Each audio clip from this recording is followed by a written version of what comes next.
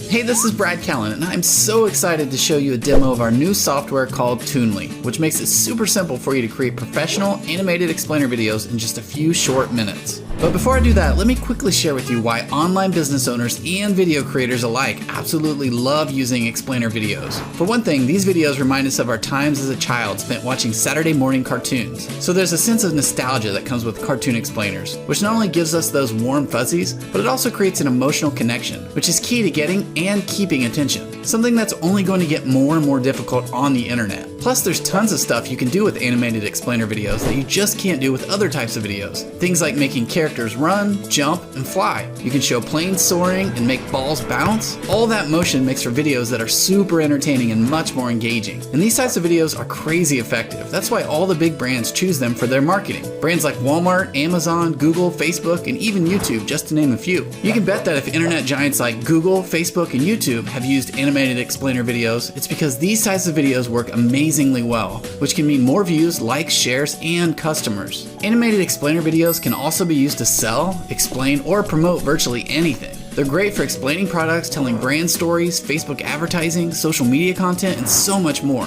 The bad news is that video designers typically charge between $5,000 and $35,000 for just 1 minute of video, putting them out of reach for most businesses. And it shouldn't be like that. Not only is Toonly super affordable, but it's really simple to use, even if you have absolutely zero technical or design skills. Let me quickly show you how it works. Once you open up Toonly on a Mac or a PC, you'll click on the button to create a new video. That takes you to the Toonly dashboard, and as you'll see along the left, there are done for you scenes you can drag and drop onto the canvas, different backgrounds you can choose from, tons of characters of various ethnicities, hundreds of cool props, your choice of fonts, and plenty of royalty-free audio tracks to set the mood for your video. Also, you can upload images, fonts, and audios. And you can even select from lots of different animations for your props and characters for the ultimate in customization. So let's go ahead and create a short video now. First, we'll pick the background we want, then we'll add a character, select what we want it to do. I'm going to choose waving, add a house, a tree, and a fence as our props,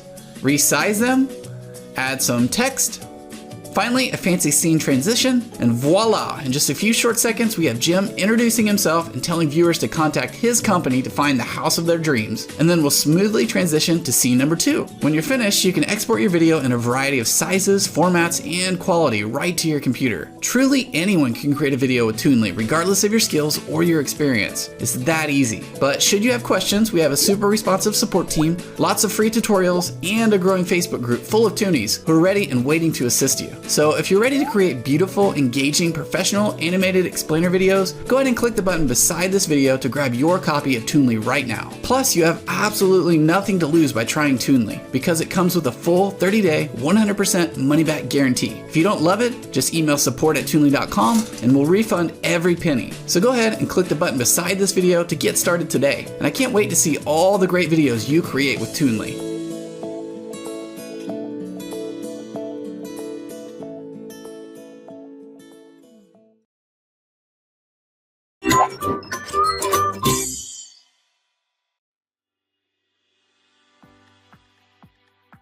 In this tutorial, we're going to go on a quick tour of the Toonly Interface. What you're looking at right now is the preview window. So I'm going to go ahead and close that, and we'll take a look at the main work area. It's broken down into several sections. Along the top, you have a link to your My Videos section, and buttons for save, export, undo and redo, your title, which you can edit, by the way, simply by clicking and typing, your preview button, your zoom in and out tools, and your account tool. Over to the left, this panel contains everything that will be going into your main video area. So you've got your preset scenes, backgrounds, characters, objects, text, and audios. On the right, you have a panel that is collapsible in case you want more workspace for your video. You'll notice that the scenes are stacked vertically, and they're labeled scene 1, 2, and 3. In between each scene is your transition bar, so you can change how you have each scene move from one to another. Like the title, you can edit your scene names. So let's do that. You simply just click in and edit.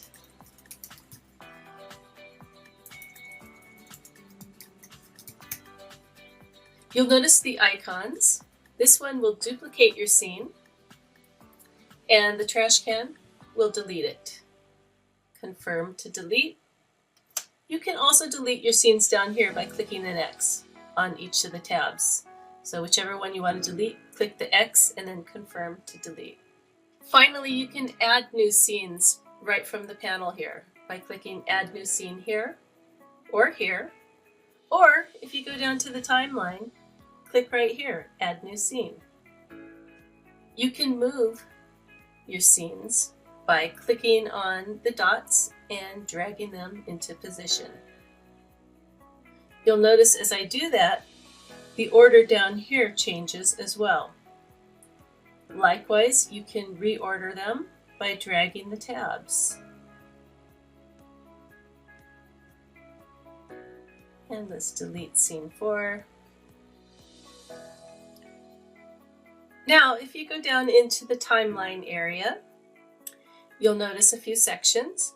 You have your playback controls, then you have rows for your scenes, your music, and voiceover.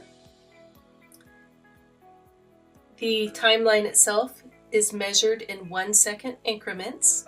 So in this case, I have a 4-second scene. My classroom scene is about 8 seconds. My closing scene is about 6.5 seconds. You can extend the duration of your scenes by dragging different elements to make them longer, or you can shorten them by dragging them the other way and reducing how long they appear. The scene row is stacked of several rows, with each row representing the different assets of the scene. So, for example, these 2 green bars represent our characters. The periwinkle bar is our Toonly logo, and then the brown bar is our school background. These are all labeled so you can quickly see which elements they represent. You can also zoom in and out on your timeline. Depending on the length of it, you may want to adjust the view. And you can also collapse the view of your scene in the timeline. If you have a lot of elements, it can get very busy looking down there. And this just simplifies the look a little, makes it a little easier to work with. You can see your music and voiceover a little bit better if you collapse this scene. And that's pretty much it for the Toonly Interface tour. In this tutorial, we'll go over working with characters. As you can see, I have a short scene here of an award ceremony, and I'd like to add a character to it. So let's do that. First, let's place the playhead where we'd like the character to appear. I'm thinking at about 1 second in would be nice. Next, let's select a character. Do that by going to the Characters tab and selecting the character that you'd like. I'll take this lady. You just click and drag the character into the scene. As you can see, nothing really has happened yet. There's an empty outline representing her. That's because she has not yet popped into the scene. If I click play, here she comes. By default, each character comes on and then disappears after 2 seconds. You can adjust that by stretching the bar that represents the character to the desired amount of time. I would like her to be a little bit larger in this scene, so I'm going to select her and then click on this green square and drag my mouse until she's the size I like. I think this will be fine, and I'm just going to position her by dragging her right here onto the carpet.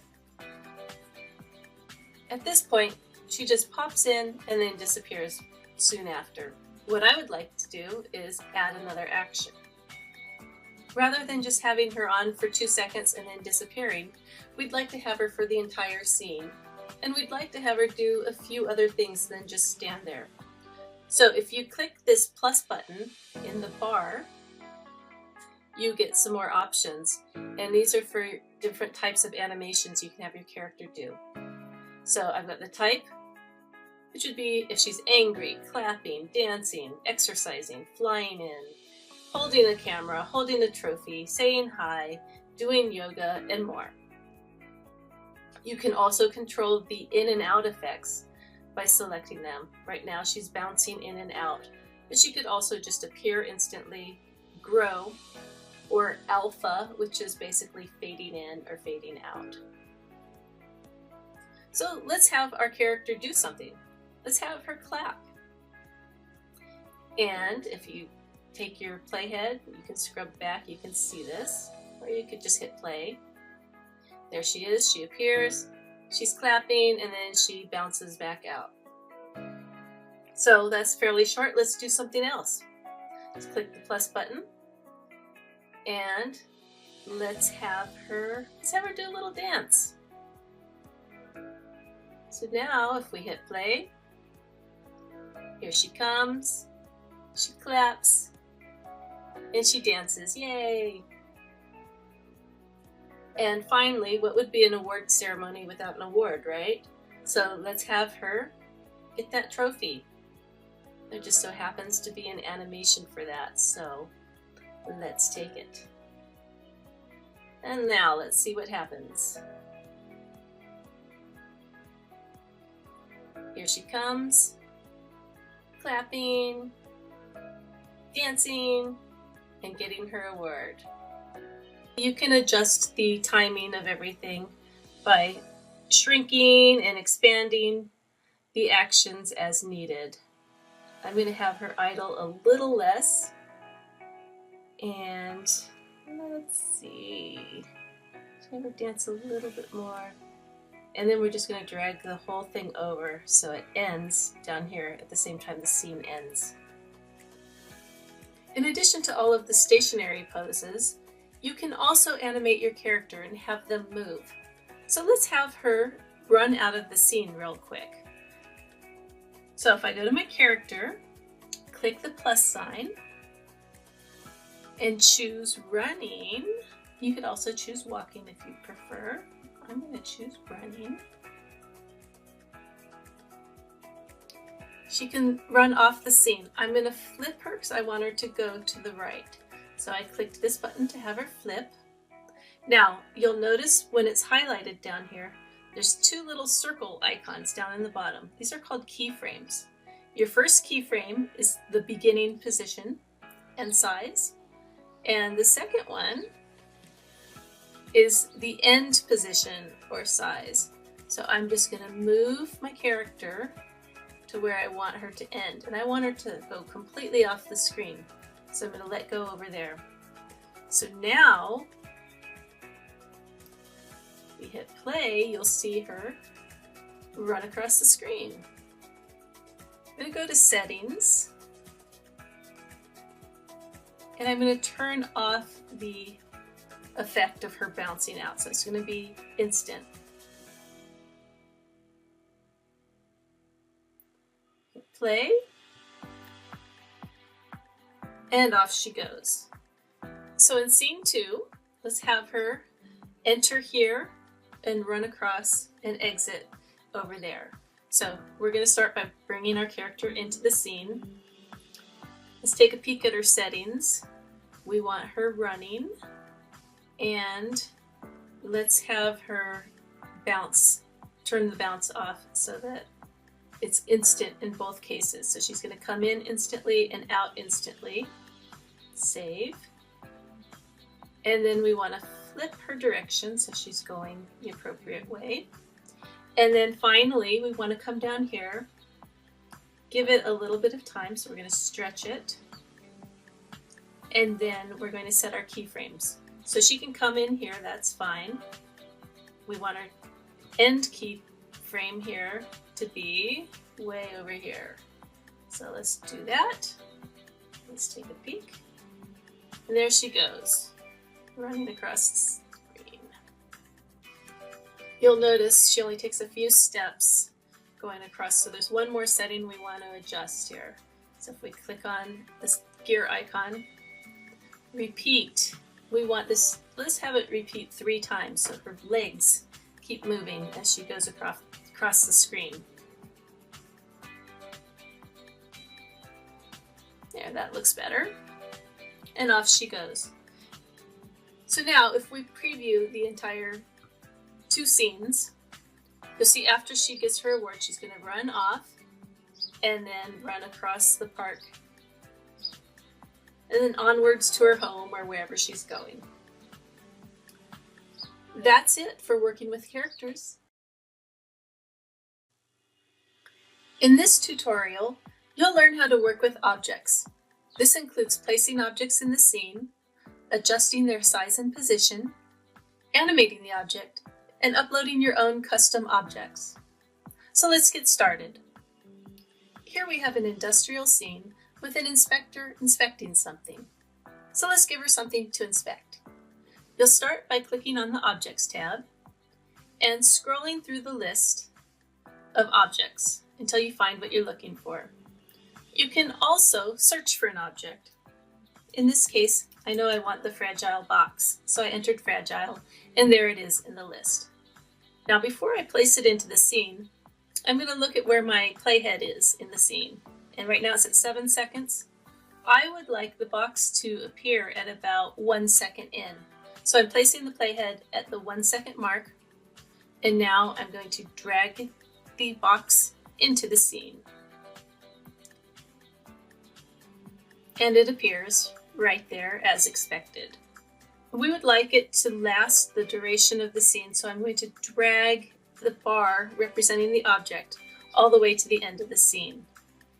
When you click on the object, you get a menu along the top. It's got your settings, your flip tool, bring forward, bring backwards, and delete.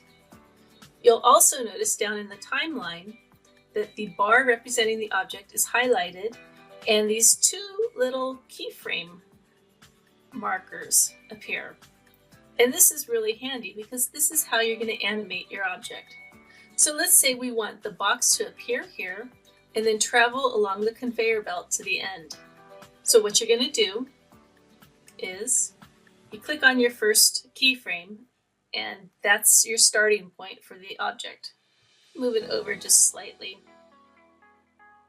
And then if you click on the ending keyframe, it brings the playhead to the very end of the object scene. And what you're going to do is you can either grow or shrink the object depending on the effect you want, or you can move it. So now if we view the scene, we should see the box move from here to here. There it is.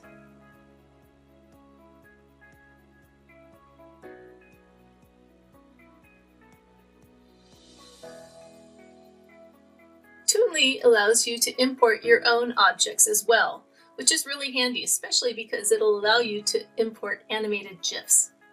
You can also import JPEGs and PNG files. So let's start with a basic PNG file, and then we'll import an animated GIF. To do the imports, you go to Objects, click on Upload New Object, and then search your computer for it. I have a palette on the desktop that I'm going to bring in. It preserves the file name. If you don't want the file name, you can type over it, rename it. Click Save and Upload. And there it is. Now, before I place it into my scene, I'm going to drag the playhead to my starting point. And I think I'd like it to start at the very beginning of the scene. Now I'm going to drag it into place, and I'm going to stretch it so that it lasts the entire duration of the scene. So now I have this palette that's going to appear here for 7 seconds. we're going to want to adjust its size and position. So since it's so large, I'm going to drag it down until I can see my upper right corner and adjust it accordingly. So I think that's fine right there. And let's see how the scene looks.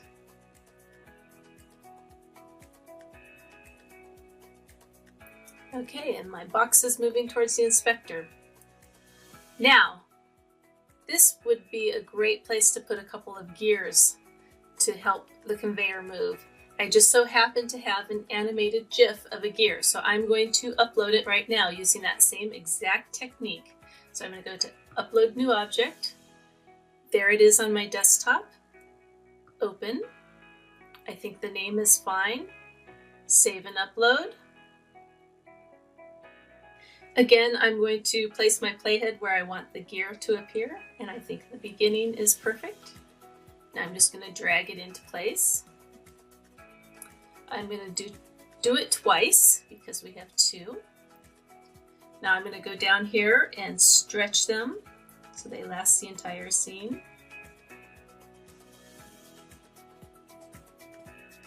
And then we're going to go ahead and play the scene so that we can see the size and make our adjustments. Okay, so they're quite large, so we're going to shrink them down and then fine-tune the positioning. I'll do the same on this one.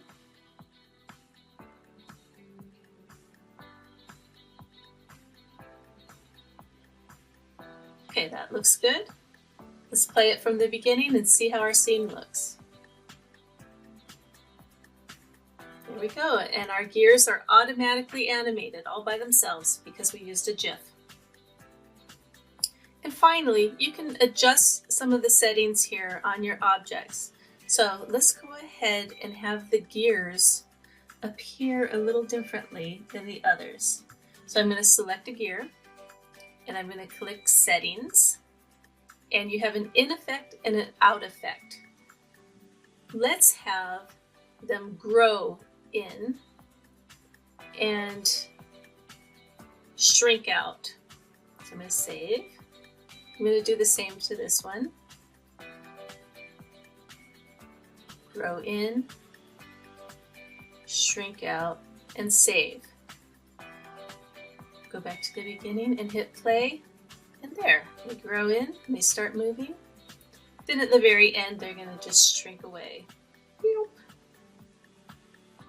That's it for working with objects.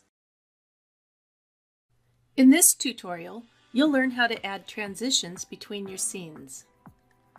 Here we have a video with 16 basic scenes in it, and we've put transitions in between each one.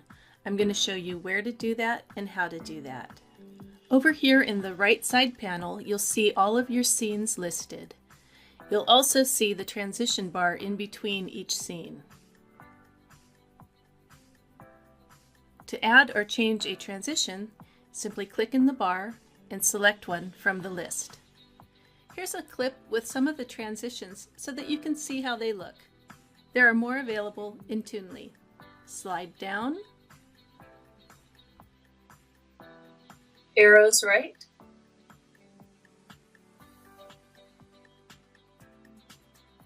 collapsing circles, teal circle,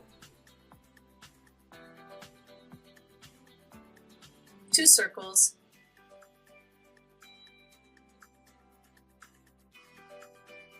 worms.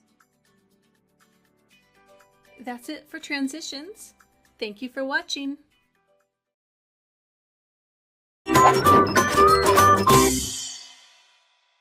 In this tutorial, you'll learn how to work with music files. So let's get started. I have a scene here and we would like to add some music to it. So we're going to click Audios. And then we're going to select a song. Let's take Broken Glass. I'm going to drag it down into the music section of the timeline. Now, by default, the music will play across all of your scenes. So you'll notice I have music down here And then on scene 2, the music continues. If I add more scenes, the music will continue across them. You control your music in scene 1. So if I right-click on it, I can adjust the settings, bringing the volume level down lower or increasing it, just depending on what your needs might be. This playthrough button is what I just described, where the music crosses all of your scenes. In most cases, that's what you're going to want.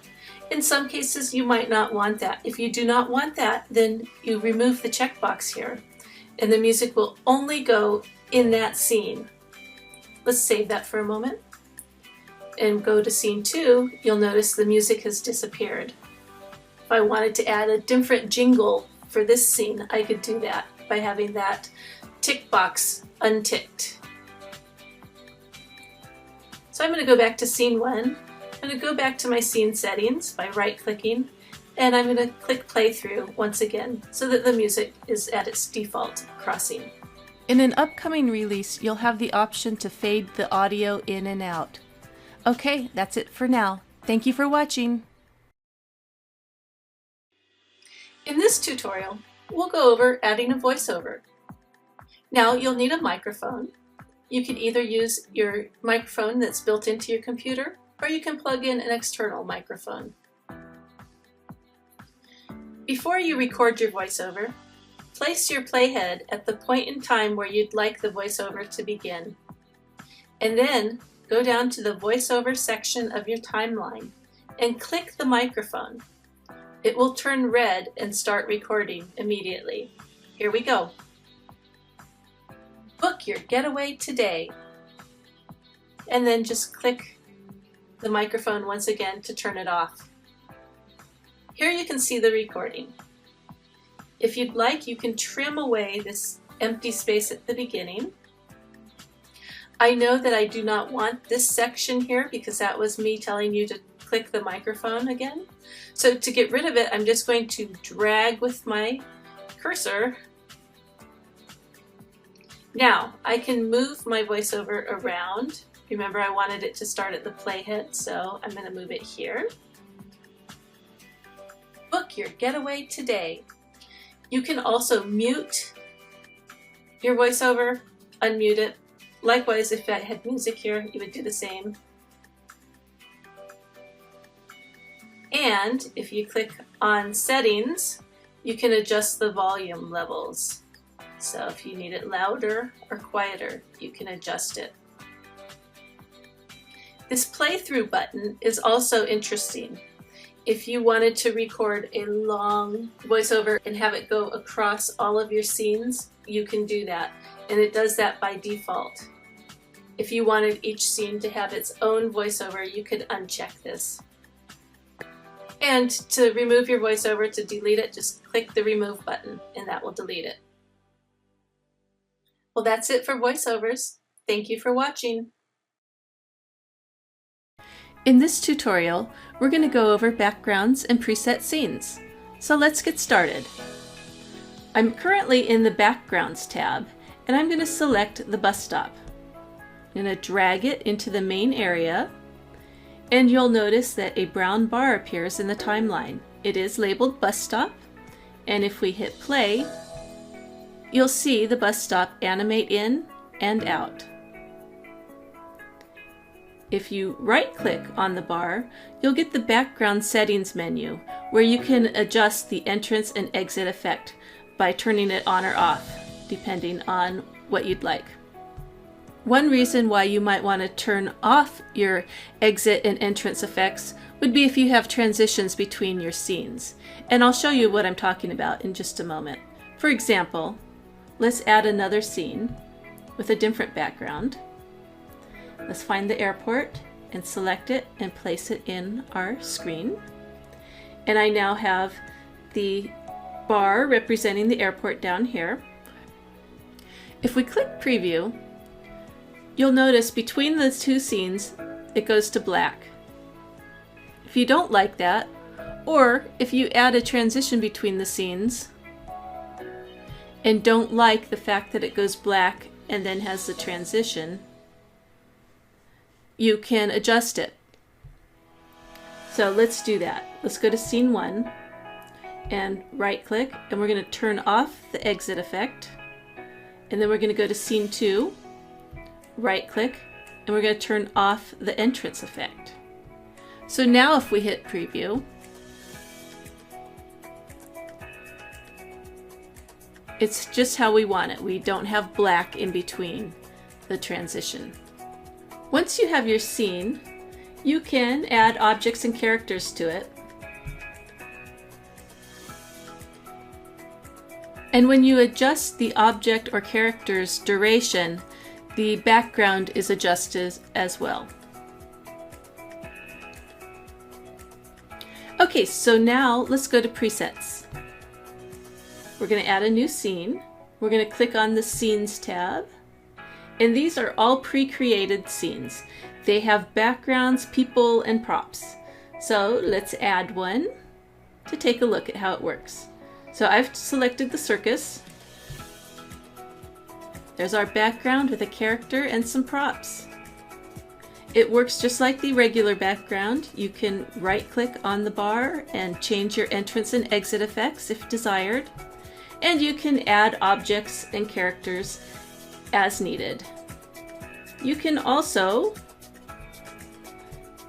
move your characters around within the scene and customize it however you'd like. And that's it for backgrounds and scenes. Thank you for watching. In this tutorial, we're going to go over the camera tool in Toonly. Now this tool allows you to add some really nice cinematic effects to your animations, such as zooming in, zooming out, panning left or right, or tilting up and down. You can also do a mix of all of the above if you'd like.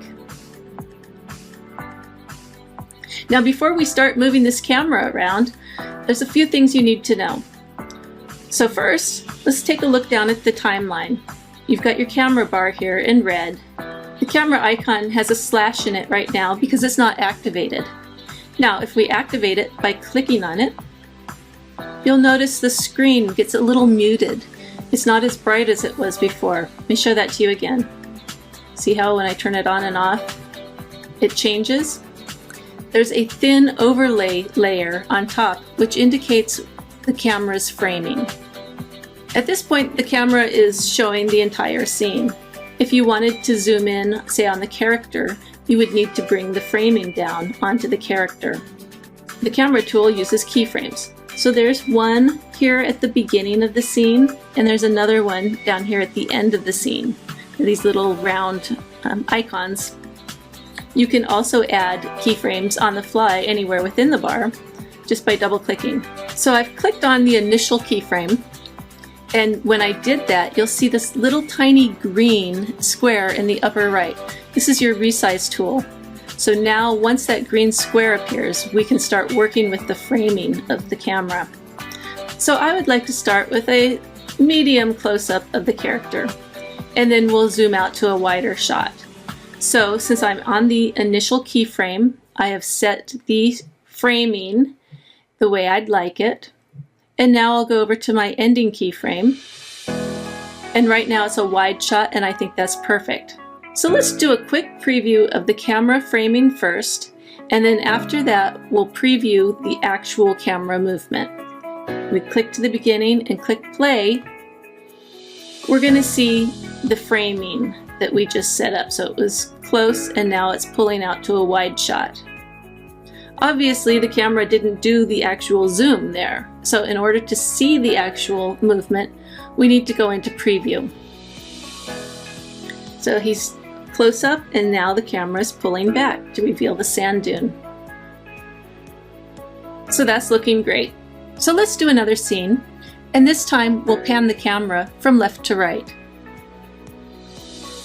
So I've created this little airport scene, and I'd like to have the camera come over here from the airport end and pan over to the airplane itself. So I've clicked my keyframe, and my little green resize tool appeared, which allows me to zoom in and position my camera. So let's make sure we've got our building here. I think that looks just lovely. And that's our first keyframe, and then we're going to go over here to our ending keyframe, resize the camera and reposition it, and we'll end here on this little guy. So let's take a look once again at the framing first, and then we'll preview it. So our camera's just going to move over just like that.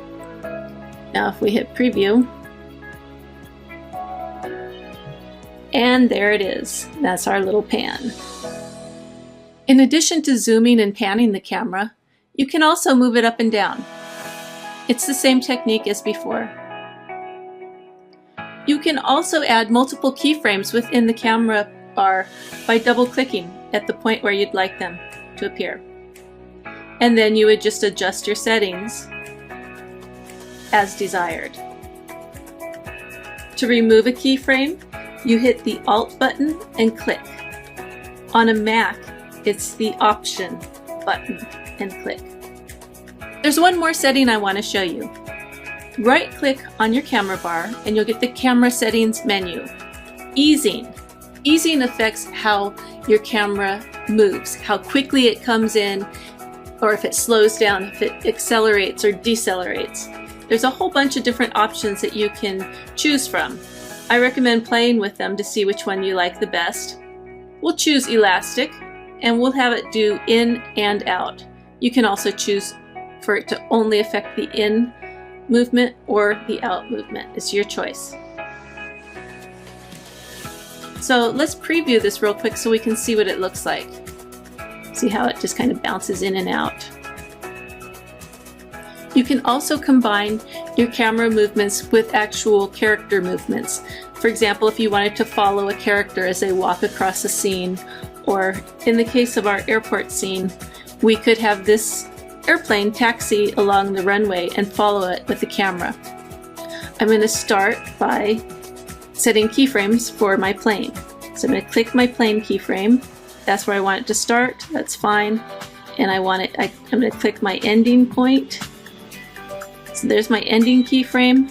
I'm going to have it taxi down here. I think that's fine. Now for our camera, we're going to start with our beginning keyframe, and we need to move it onto our little airplane. And then our ending keyframe, we want it to end over here where our airplane stopped. So let's take a quick look. So here's our framing. So it's just going to follow the airplane as it taxis. And if we preview, the camera follows the plane as it taxis. So that's it. Camera movements in Toonly. Thank you for watching. In this video, we're going to go over the underlay text box and the object rotation features that are new in Toonly. So let's take a look. You can now add a colored box underneath your text to help it stand out against your background. In order to do it, it's quite simple. You'll just add in your text as you normally do by dragging it into your scene and typing your text.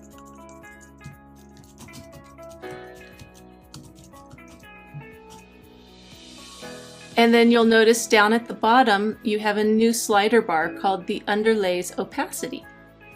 And you just slide it, so if you want a really light underlay, you would have it down here. And then if you want it to be completely opaque, go all the way to the right. Then you can select a color, so you can make it bright pink if you'd like, or whatever color strikes your fancy. And then for padding, this just makes it larger, or just the default down here. You can even go a little bit smaller if you'd like. So just adjust it how you like, and that is it. You now have an underlay text box. The next feature is the object rotation feature. In this example, I do have some keyframes just to make it a little bit more interesting. But let's go over here to a different scene and we'll see what the possibilities are. You'll notice here I have all of the characters and they're tilting. We couldn't do that before, but now we can, and it's really quite easy. Here's how to do it. Click on Characters, find the character you'd like, drag him onto the scene, and you'll notice he now has his original green resize tool in the upper right, and then down here at the bottom there's a new red tool, and that's your rotate tool. So we're just going to rotate him. Let's bring him down in size and move him into position. Now we can fine-tune that position just by dragging the red square. And that's it. That's all you have to do. You can do this to characters, objects, and text. So let's add an object. It's the same exact technique. Let's put a cat in here. Let it load. There he is. And we're going to resize the cat so he's in proportion to the humans, and rotate him. And there's our cat. It's the same concept for text. Let's drag our text onto the scene. We're going to go ahead and type in some text.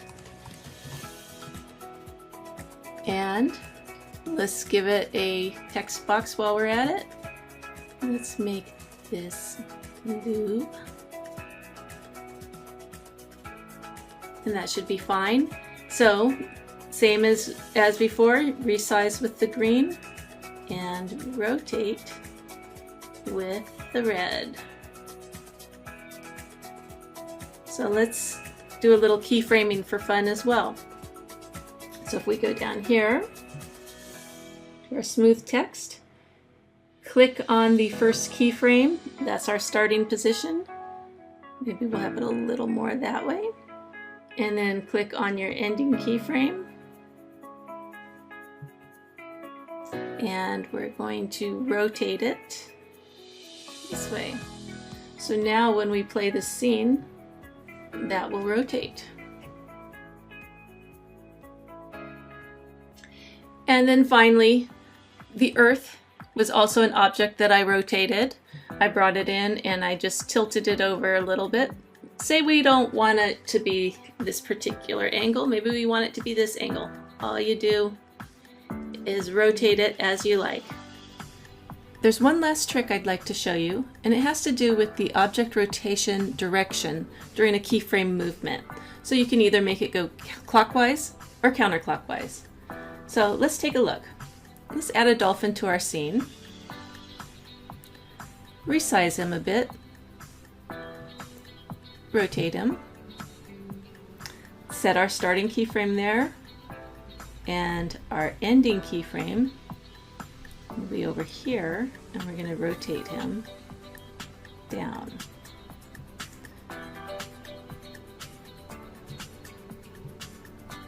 And he does a nice little flip in front of the cruise ship.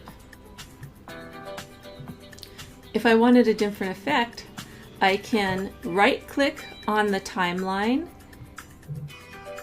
and get this new menu that says rotation clockwise, change it to counterclockwise, and now he will just rotate in the counterclockwise position. You can also access that menu by clicking on him and going to Settings, and it's right there. Or you can right click the object and the menu appears. So there's 3 ways to get to it. And then you just choose the one you like and adjust accordingly. So that's it. Everything you need to know about text underlay boxes and object rotation. Thank you for watching. In this tutorial, we're going to go over trimming character actions, a new feature in Toonly. Have you ever been frustrated with some of that character actions? For example, the laptop action where they sit down, the desk comes in, and when they get up, the desk and the chair move away. Maybe you just want them sitting there typing quietly the whole time without all of the movement.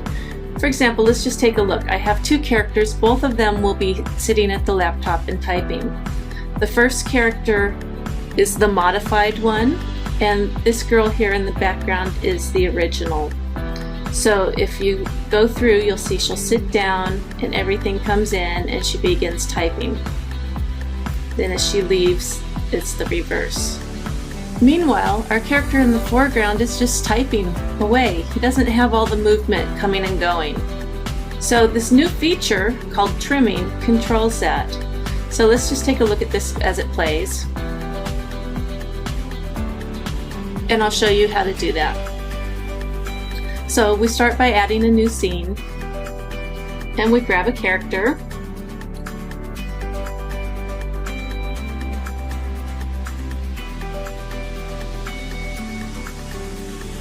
We size the character accordingly.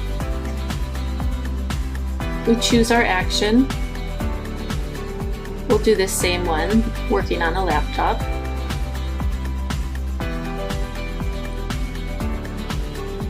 Okay, so here she is. We'll put her where I had the guy originally. We'll size it. Now you click on the gear icon, and you'll notice right here we've got trim beginning and trim ending. So we're going to trim the beginning, and you're just going to drag the slider where you want it to start. So in this case, I want to get rid of all this part here, okay? So I'm just going to find a good spot where everything is nice and stable and click Save. So that's my starting point. So now she's just typing. We'll address the exit here. Let's make it a little longer. Let's have her here for 5 seconds, okay? Go into Settings. I'm going to have her come in instantly and exit instantly, so we don't have any of that bounce either. Okay, so let's take a look at how that's going to look. So she's just typing.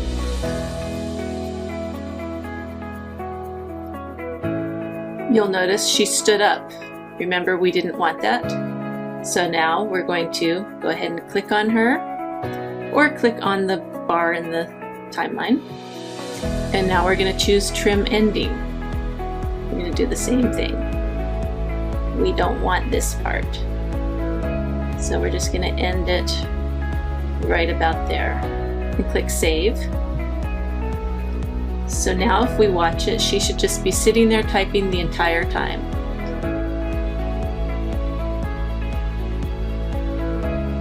And that's it. Now I do want to note a few things about this. So let's go back, let's go to another scene I created. Here I have two identical characters with two identical movements, with the exception of one being default and one being trimmed.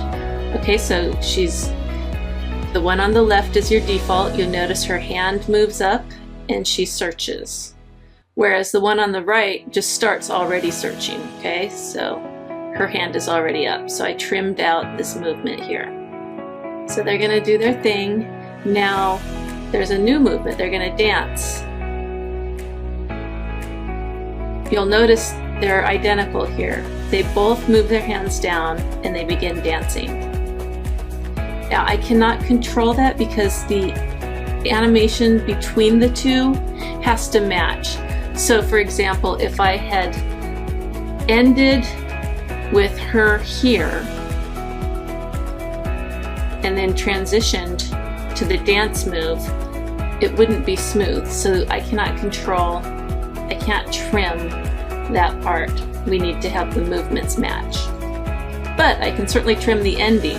So see how she's got her hands up and then the default one goes down as normal, but the modified one stays up.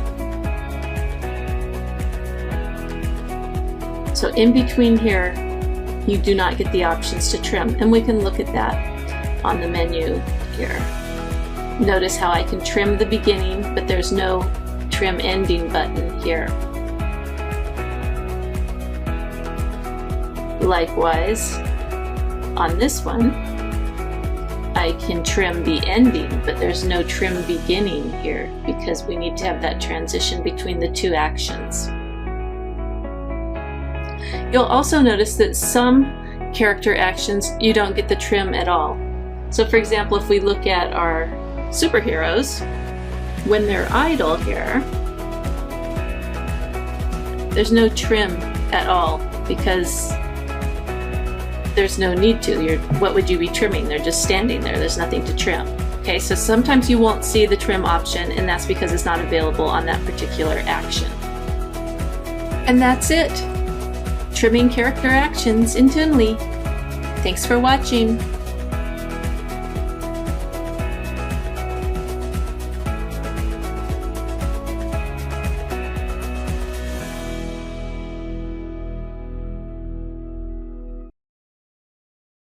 In this tutorial, we're going to go over a new feature in Toonly called bulk operations.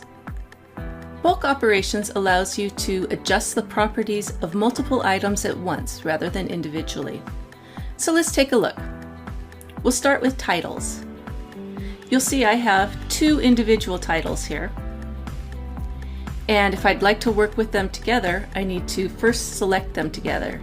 And you'll do that by using Control-click on a Windows computer or Command-click on a Mac computer. You can also use your mouse and drag over the items that you'd like to select. So now that I have them selected, I can now use the settings here to control them. For example, if I want to remove them, I can do so, or flip them, or bring them forward or backwards. You can also use the settings here to make them larger or smaller, or rotate them.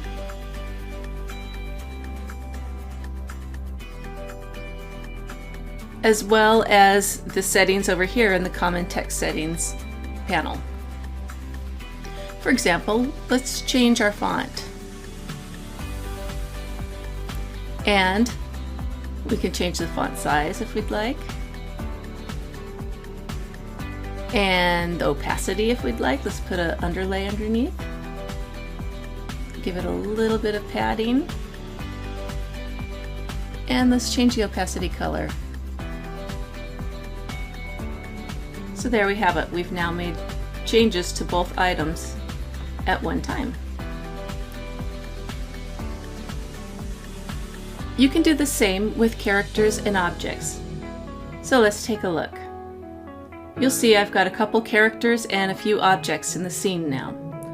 You'll also see that this dolly and bucket are way too big, so we can resize them collectively by selecting them. Use Control-click, Command-click, or use your mouse to select them, and then make your adjustments. So that looks a little bit better, and then we'll just move them down. We can also rotate them should we want to, and make other changes. Same with our characters. So let's Command-click to adjust them. You can resize them, you can move them, rotate them, and so forth. There's one more thing I wanted to show you, and that's down here in the timeline itself. If you Control or Command-click multiple items in the timeline, you can move the timeline, move them. So if you wanted them to start earlier, say at 1 second, instead of at 4 or 5 seconds, you simply Command or Control-click the ones you want to move and move them within the timeline. Likewise, if you wanted to change their duration, Command-click so that you have the ending points, and then just stretch it out. And there you have it, bulk operations in Toonly. Thanks for watching.